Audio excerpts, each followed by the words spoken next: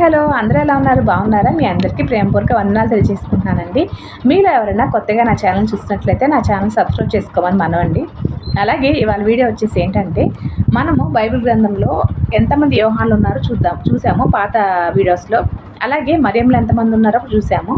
ఈ యొక్క వీడియోస్ చూడనట్లయితే కనుక నా ఛానల్లోకి వెళ్ళి చూడాలని నా మనవండి. అలాగే ఇవాళ బైబిల్ గ్రంథంలో మరణించిన తర్వాత తిరిగి లేచిన వారిని, అంటే ప్రభువారు మరణించిన వారిని ఎంతమందిని లేపారనేది పాత నిబంధన గ్రంథంలో చూద్దాం.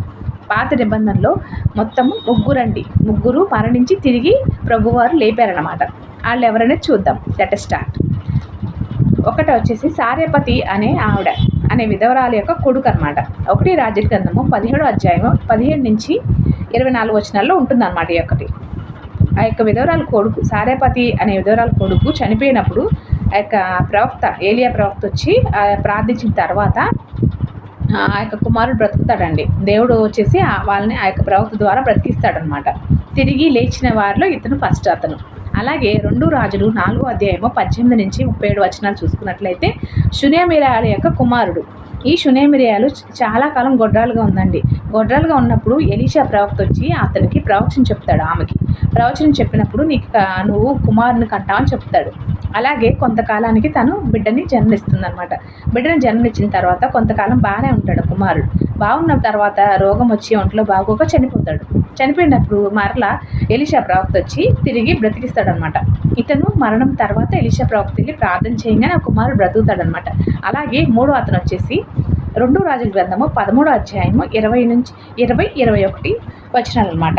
ఈ యొక్క వచనాల్లో మనకి వివరంగా ఉంటుంది. ఇశ్రాయేలులో ఒక అతను చనిపోతాడు, ఒక అబ్బాయి చనిపోతాడు అనమాట.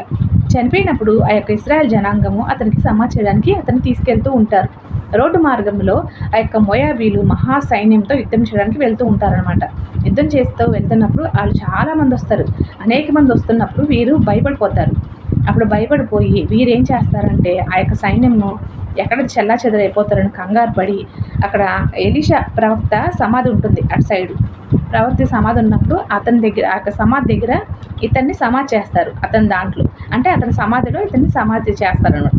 చేసినప్పుడు ఏమవుతుందంటే ఆ యొక్క ఎలీషా ప్రవక్త యొక్క బొయ్యిక అనమాట తగులుతుంది. తగిలినప్పుడు ఇతను ఏం చేస్తాడు?